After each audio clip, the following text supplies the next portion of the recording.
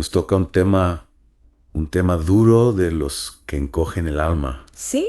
Vamos a profundizar en el caso de Laken Riley. Ajá.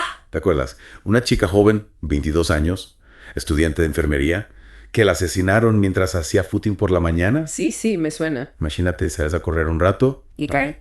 En fin, una tragedia. Una tragedia, desde luego. Para esta inmersión nos vamos a basar en 3 artículos. Vale. 2 de AP News, que cubren el juicio de José Ibarra, el principal sospechoso. Ajá. Y uno de CNN, que detalla el caso y los últimos momentos de Laken. De acuerdo. ¿Y cuál es nuestro objetivo hoy? Sí.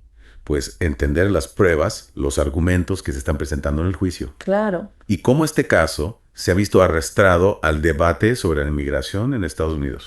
Un tema delicado, sin duda. Sin duda, sin duda.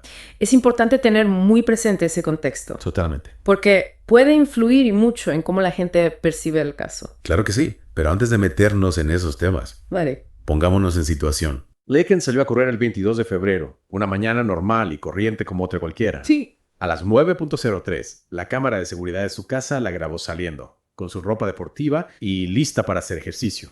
¿Quién iba a pensar que esa sería la última imagen de Laken con vida? Es escalofriante, ¿eh? Ah. Pensar en la normalidad de ese instante comparada con la tragedia que estaba a punto de ocurrir. Totalmente. A las 9:10 su reloj inteligente registró una parada en seco, se activó la función de SOS y se hizo una llamada al 911. Esa llamada, aunque breve, es fundamental para la investigación. Ya. Porque nos da una pista, ¿no? De lo que pudo pasar en esos momentos. En esos momentos claves, Claro. los operadores no lograron hablar con Laken, la llamada se cortó y ya no pudieron contactar con ella. Ya. A las 9:28 el reloj ya no registraba movimiento, lo que sugiere que Laken había fallecido. Ese dato, junto con el análisis forense, permite a los investigadores determinar con bastante precisión cuándo ocurrió el ataque.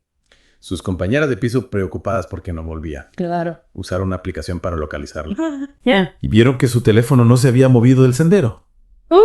Fueron a buscarla y encontraron uno de sus AirPods. Imagínate el agobio. Imagínate. Qué mal rollo. Finalmente, a las 12:05 se denunció su desaparición. Y ahí empezó la pesadilla para la familia, los amigos y la búsqueda del culpable. La fiscalía, según APA News, tiene varias pruebas que apuntan a José Ibarra. Ajá. Encontraron su ADN bajo las uñas de Laken, lo que indica que forcejearon. Esto es importante porque establece un contacto físico, Claro. directo entre la víctima y el sospechoso. Yeah. Pero ojo, que la defensa seguramente argumentará que la presencia de ADN no significa automáticamente que Ibarra la atacara. Claro. Hay que tener en cuenta otras posibilidades. Sí, no. ¿no? Un contacto previo, una transferencia accidental. Claro. La ciencia forense es compleja. Entiendo. ¿Y qué pasa con el teléfono de Laken? También encontraron la huella dactilar de Ibarra en el teléfono junto con trazas de su ADN. O sea, que Ibarra tuvo acceso al teléfono y lo manipuló. ¿Eso parece indicar la evidencia? Sí. Pero de nuevo, la defensa podría alegar que Ibarra tocó el teléfono en algún momento anterior, Claro. ¿no? Sin tener nada que ver con el crimen. Ya, O que la huella se transfirió de alguna manera. tiene sentido. Y hay algo más que vincule a Ibarra con la escena del crimen. Sí, las cámaras de seguridad grabaron a un hombre que la fiscalía identifica como Ibarra Ah. en su complejo de apartamentos poco después del ataque, deshaciéndose de algunos objetos. Vaya. Y un testigo que corría por la zona dijo haber visto a un hombre con la misma descripción que Ibarra parado en el sendero cerca de la hora del ataque. Qué inquietante. Este detalle, que el testigo describió como inquietante, Sí. refuerza la idea de que Ibarra estaba presente en el lugar Claro. y en el momento del crimen. Vale, pero el abogado de Ibarra, como es lógico, mantiene que las pruebas son circunstanciales. ¡Wow! Dice que no hay pruebas directas de que Ibarra matara a Laken y que la sugerencia de un intento de agresión sexual es pura especulación. Claro, aquí entra en juego el concepto de prueba circunstancial. A diferencia de una prueba directa, como el testimonio de alguien que lo vio todo. Claro. La prueba circunstancial se basa en inferencias, Ya. en deducir algo a partir de una serie de hechos. Entiendo. La defensa intentará sembrar la duda sobre la interpretación de esas pruebas, ¿Ya? argumentando que por sí solas no demuestran la culpabilidad de Ibarra. Es decir, que la defensa no tiene que demostrar la inocencia de Ibarra. Exacto. Solo tiene que generar suficiente duda para que el juez no pueda condenarlo, más allá de toda duda razonable. Exactamente. Y aquí es donde el caso se complica aún más, porque el asesinato de Laken Riley se ha convertido en un arma arrojadiza en el debate político en Estados Unidos, especialmente en el tema de la inmigración. Un tema candente, sin duda.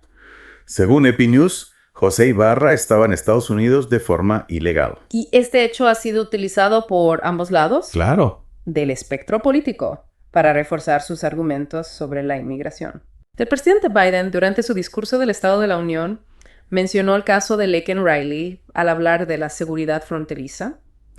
Y figuras como Donald Trump han culpado a las políticas migratorias de Biden de la muerte de Laken. Claro. Es importante recordar que este caso ocurrió en un año electoral muy polarizado, Ya.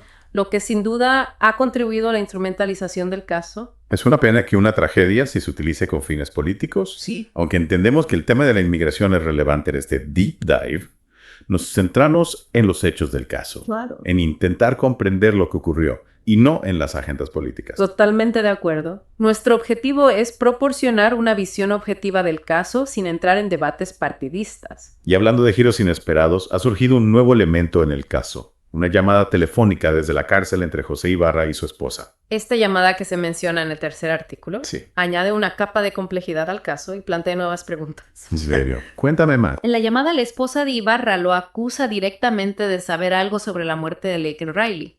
Le pregunta qué le pasó a esa chica y le reprocha que no esté diciendo la verdad.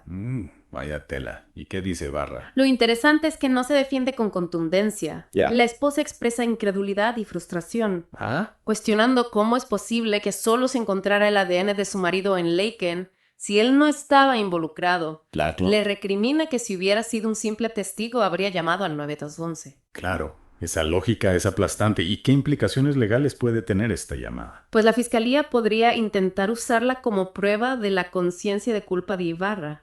Es decir, que el hecho de que su esposa lo acuse y él no se defienda con firmeza podría interpretarse como una admisión de culpabilidad. Exactamente.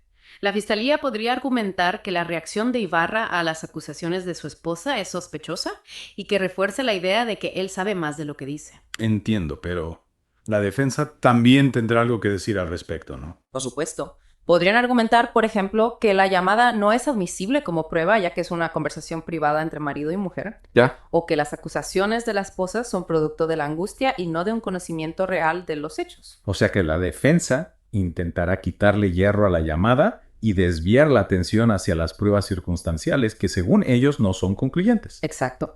Este caso se está convirtiendo en una batalla legal muy compleja donde la interpretación de las pruebas y la habilidad de los abogados para persuadir al juez serán cruciales. Y volviendo al tema de la inmigración que mencionábamos antes, ¿crees que podría influir en el veredicto final? Es difícil saberlo con certeza. Idealmente, el juez debería basar su decisión únicamente en las pruebas presentadas y no en la presión mediática o las agendas políticas. Claro, pero la realidad es que vivimos en un mundo donde la opinión pública y los debates sociales pueden influir en las decisiones judiciales. Es cierto, y en este caso la situación migratoria de Ibarra ha sido utilizada por algunos grupos para avivar el miedo y la xenofobia, lo que podría generar un sesgo inconsciente en el juez, incluso si éste intenta ser imparcial.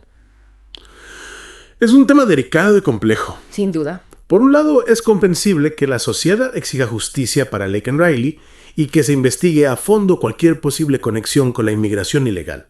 Claro. Pero por otro lado, es fundamental que no se utilice este caso para estigmatizar a toda una comunidad o para promover políticas migratorias discriminatorias. Totalmente de acuerdo. Este caso nos enfrenta a dilemas éticos y legales que van más allá del juicio en sí. Sin duda.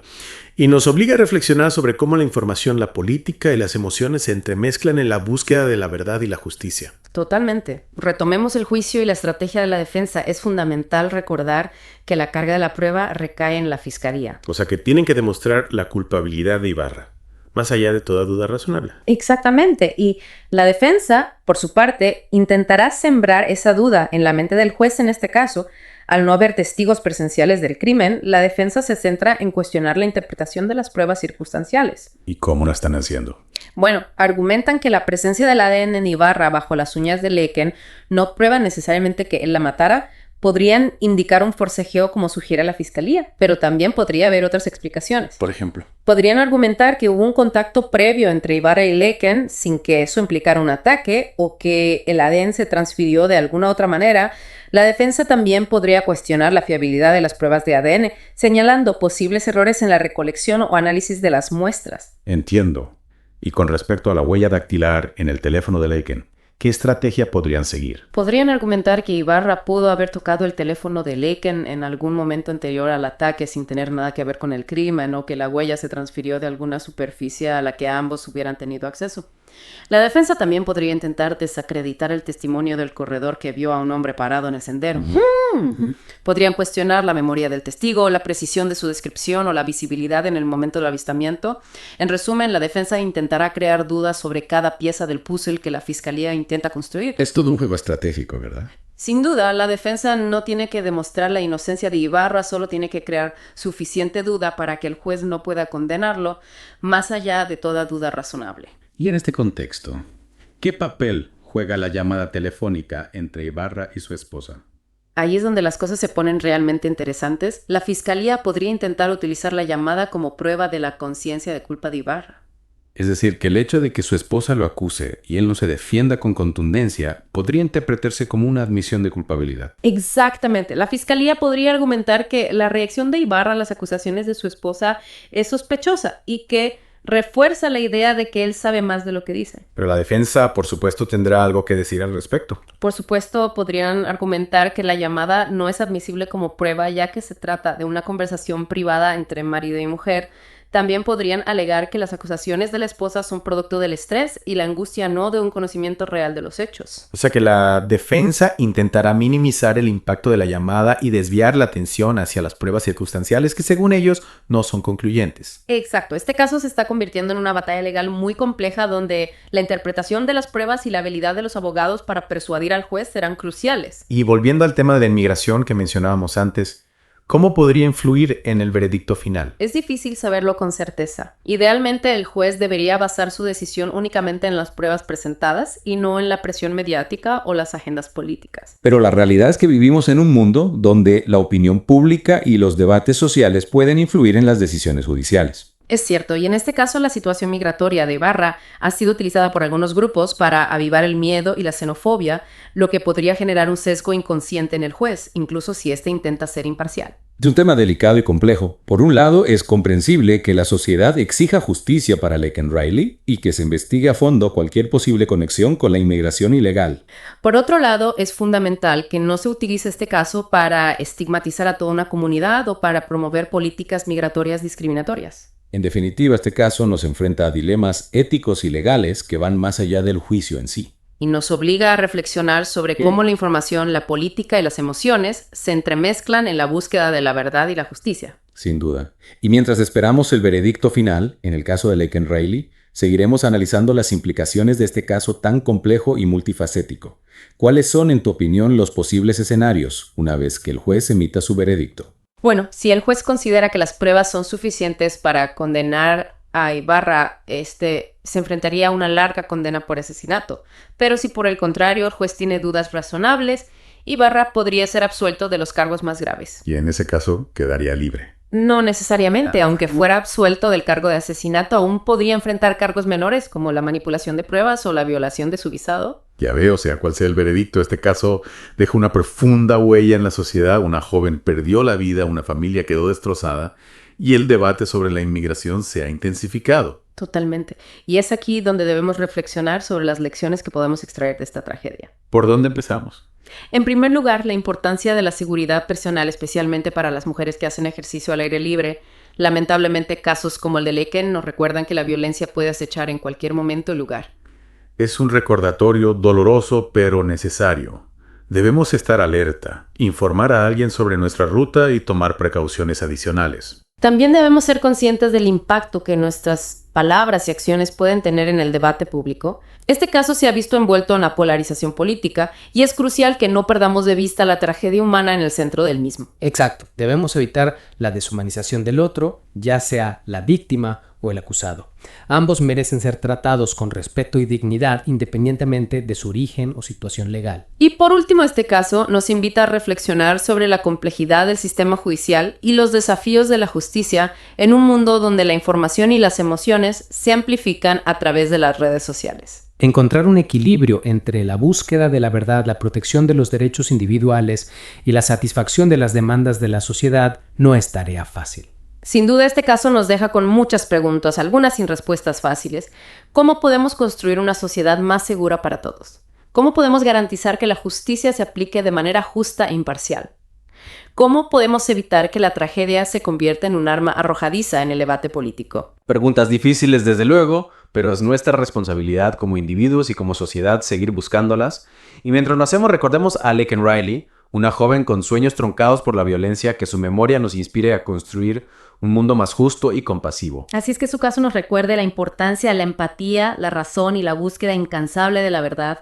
Estamos de vuelta y antes de adentrarnos en las posibles consecuencias del veredicto, me gustaría volver a la llamada telefónica entre Ibarra y su esposa. Hay un detalle que me parece crucial. ¿A qué te refieres?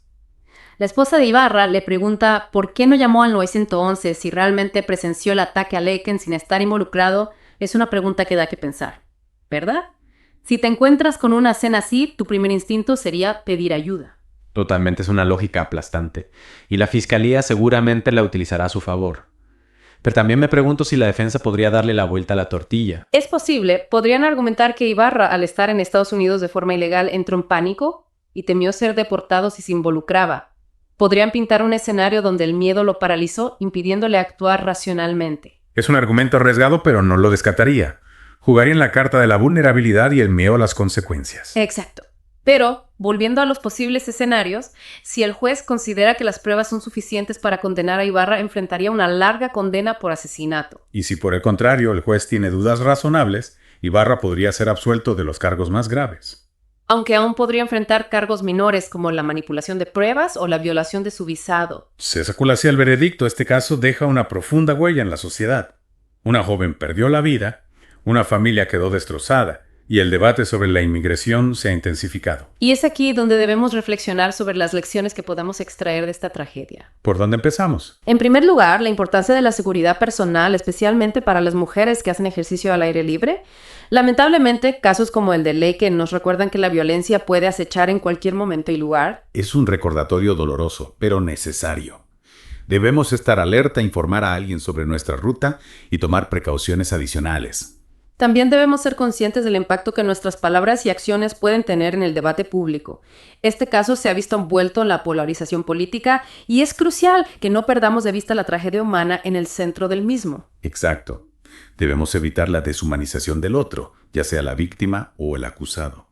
Ambos merecen ser tratados con respeto y dignidad independientemente de su origen o situación legal.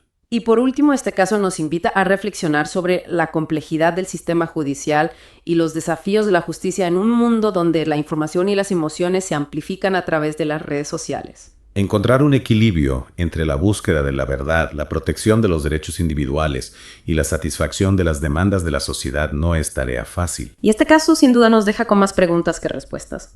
¿Cómo podemos construir una sociedad más segura para todos? ¿Cómo podemos garantizar que la justicia se aplique de manera justa e imparcial? ¿Cómo podemos evitar que la tragedia se convierta en un arma arrojadiza en el debate político? Preguntas difíciles sin respuestas fáciles. Pero es nuestra responsabilidad como individuos y como sociedad seguir buscándolas. Y mientras lo hacemos, recordemos a Laken Riley, una joven con sueños truncados por la violencia, que su memoria nos inspira a construir un mundo más justo y compasivo. Así es, que su caso nos recuerda la importancia de la empatía, la razón y la búsqueda incansable de la verdad. Y con esta reflexión damos por concluido este Deep Dive. Gracias por acompañarnos en este viaje a través de un caso tan complejo y conmovedor. Hasta la próxima. Suscríbete a Noticias Sin Fronteras para estar siempre informado de los últimos acontecimientos.